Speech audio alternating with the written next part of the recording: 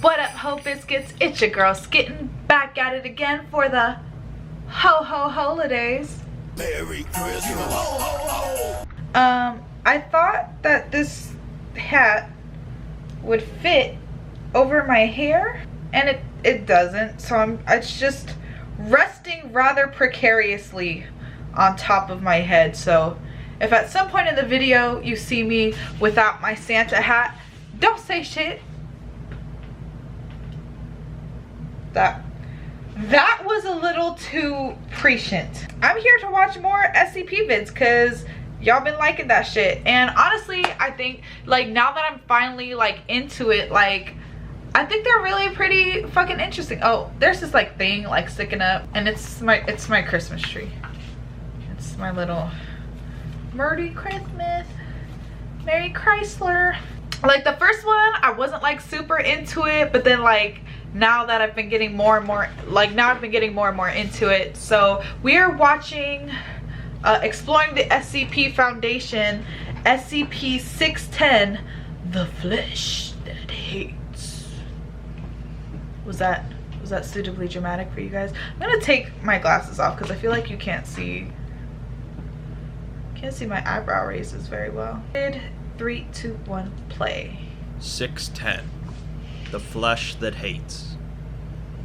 Disease has affected humanity for thousands of years, from the Black Plague to smallpox to cancer, causing illness, death, or worse. It's the or worse part that we're really going to focus on today, as SCP-610 is certainly one of the most horrifying diseases in the SCP universe.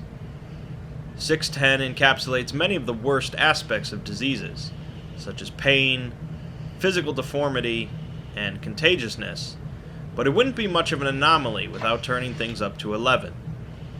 It's a fairly old and popular article on the SCP Wiki, but is fairly lengthy due to the number of exploration logs. Okay. So I'll summarize things for ease of understanding. We see right away that 610 is classed as Keter, which usually isn't a good sign, and the containment procedures mention the ominous phrase, "Containment is impossible." We learn that it seems to be currently isolated in Russia, and that any organism seemingly infected with 610, or coming into contact with something infected, should be immediately terminated with small arms and incendiary weapons from as far away as possible. Okay, to prevent infection. 610 seems to spread through physical contact, and there is little concern for transmission via water or air. The Foundation first learned about 610 from the Russian government, after a number of farmers in a region in southern Siberia went missing, followed by the local police, regional police, and a government agent who all looked into the issue. A small military group was dispatched by the Russian government, but managed to quickly withdraw when they found evidence of the infection. Oh, hell no. At which point the Foundation was notified. Upon first contracting 610, an individual will develop symptoms similar to a contagious skin disease, such as rashes, itching, and increased skin sensitivity. Within 3 hours, blemishes resembling heavy scar tissue will break out in the chest and arms, spreading to the back and legs, eventually covering the entire body. High temperatures greatly increase the speed at which the infection spreads, up to as quickly as 5 minutes to fully cover an individual. Oh shit. Once an individual is covered in the scar tissue, their life functions will cease for roughly 3 minutes, and then they will restart at 2 to 3 times their normal rate. The scar tissue will begin rapidly moving and growing, warping normal bodily features in largely random ways. Sometimes the infection will appear to grow multiple limbs, or elongate various body parts, such as the head, and sometimes parts of the individual will split open entirely, resulting in horrifically misshapen figures. Some infected individuals will immediately and aggressively seek out human aid, resulting in further infections. Others will find a place to stop moving and root themselves to the ground, causing their fleshy growths to spread across nearby objects and areas. This is disgusting. Creating an area hospitable for continued growth of the infection. The Foundation first sent in remote drones to examine the infected region, but after learning that infected individuals aggressively seek to spread the disease and are utilizing a network of tunnels underneath the area to move, they sent in humans. There are a number of exploration logs for 610 for both the unmanned drones as well as the human expeditions. The first exploration was done by a small unmanned drone nicknamed Herbie. Herbie entered into the vicinity of a small village that had been overtaken by the infection, named Site A. There seems to be an estimated 79 infected individuals in Site A, both mobile ones and immobile ones, but this is only a rough estimation. A number of buildings are still intact, but many of them have suffered significant fire damage. After observing the village from a distance, Herbie is moved to enter Site A and follow an infected individual into a home. The home contains multiple infected organisms, and Herbie records the walking infected moving around the small home multiple times before stopping at another infected sitting on a bed. The infected individual proceeds to assault the bedridden individual with a series of furious punches, causing them to flail their arms and unleash a piercing sound. The individual being beaten then projects a cloud of unknown matter from its chest cavity, and the first infected stops its punches and again moves around the home. It sits at the table, and tendrils from its face extend out and break off onto a few plates. It then leaves the house, and shortly after, a group of infected enter the home and consume the infected material from the plates, pressing it into whatever orifice they can on their bodies. Oh my god. The group leaves, and eventually so does Herbie, who bumps into the first infected individual. Their facial tendrils are intermingling with another infected, but Herbie continues on into a store. Here he finds more infected, but also a Russian soldier, who doesn't seem to be moving, but his eyes are constantly shifting, often focusing on Herbie. In the back room, Herbie finds a pile of bodies, seemingly both Russian military and villagers, but an infected sits on top of the pile, flailing and projecting spores into the air. Disgusting. Herbie leaves the store, spotting a group of infected with their arms connected, standing around a well. One of the infected, a girl roughly 11 years old, grabs Herbie and stares at the drone. The girl's face suddenly expands and explodes outwards as fleshy flaps grab Herbie and draw it inside the girl.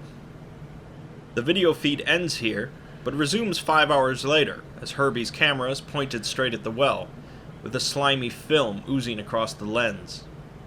Herbie responds to no commands, but the camera seems to be moving of its own accord before being destroyed.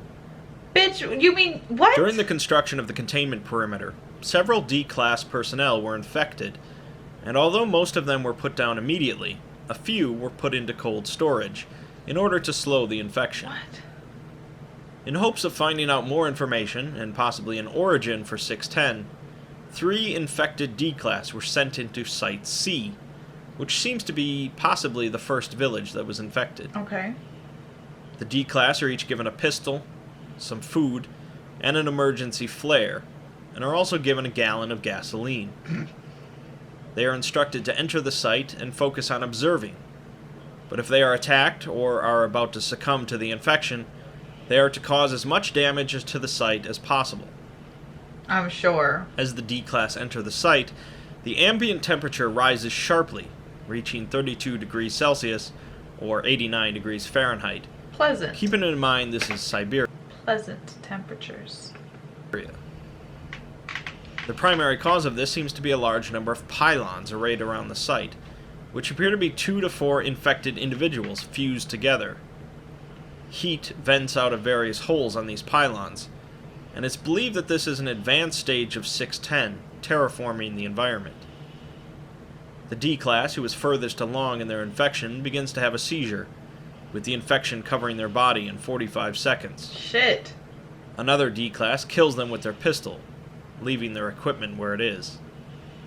While perimeter controls giving new instructions to the 2 remaining D-class, the ground underneath the dead D-class opens up. A series of ropey tendrils come from within the gap and pull the corpse inside before closing back up again, in the matter of a few seconds. The remaining 2 quickly move into the village, and find a fleshy sphere suspended above the community well by other fleshy growths. What the fuck? The sphere is comprised of both infected humans, as well as infected deer and bears, and it continually pulses every 5 seconds, no. causing spores to project outwards and float to the ground. After it stops, a series of explosions occurred at Site A, and finally, the sphere explodes. Ugh. One of the D-Class dies instantly from the explosion, but the other D-Class manages to stand back up, and the video footage seems to show them getting flung through the air before an unknown creature smashes the video equipment. When the sphere in Site C was destroyed, aerial footage of Site A showed the infected of Site A going into seizures and convulsions. Immobile infected shriveled up and died, along with any fleshy growths covering objects, and the mobile infected made their way into a single building. This building soon collapsed, revealing a sinkhole underneath it. The sinkhole is the size of 3 men standing shoulder to shoulder, but objects dropped do not produce an impact sound, suggesting a depth of possibly greater than 1,000 meters. Damn. Research quickly showed that all presence of 610 infection died at Site A above ground, allowing the Foundation to properly set up stations within the village. They quickly gathered what materials they could, but 2 hours later, seismic activity began to occur, forcing them to retreat back to the perimeter. Immediately after the earthquake stopped, a torrent of spores erupted from the sinkhole, covering a 50-meter radius around it. Holy shit. Right after this, staff members still on site in hazmat suits were attacked by birds infected with 610. Many of these creatures attacked by splitting their heads in half and clamping them down on individuals, pulling them into the air and dropping them into the hole, although only 2 research staff members were dropped into the hole. The creatures were put down with small arms fire, but a second seismic event occurred, causing another eruption of spores, followed by a new 610 entity emerging from the sinkhole. Oh, shit. This entity appeared to be an engorged human head, 20 times larger than normal, with no discernible body. The earthquake reached to a 7 on the Richter scale before abruptly... So it's just a giant head like the nigga from The Wiz? That's what Entity 610 is? stopping, at which point large lumps along the tunnel. What the fuck is this concept art? I'm so lost. Which seemed to be heavily infected humans. The drone flies past a running stream of water, at which point the tunnel splits, with one descending and one ascending. The drone is sent on the ascending path to make it easier to recover, and continues along the path for 45 minutes, Okay. finally coming out of the tunnel into a windy, mountainous region. Here there are the remnants of another village that was once heavily afflicted with SCP-610. Oh god, And it seems that's that so the buildings unfortunate. still here were constructed entirely out of 610 material. Ugh. With little else to see here, and the high winds making drone recovery impossible, the drone is sent back into the tunnel.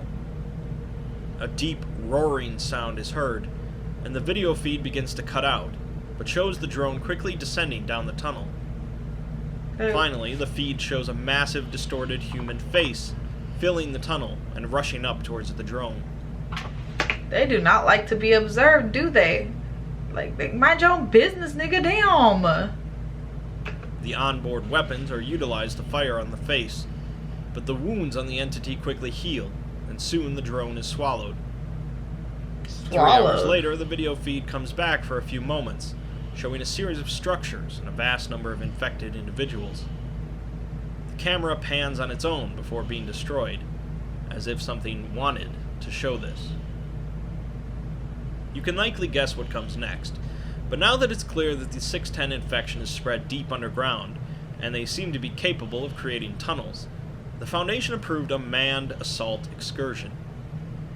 A total of 5 teams were... This sounds foolish. The SCP Foundation is not very... They're not very bright, are they? Like...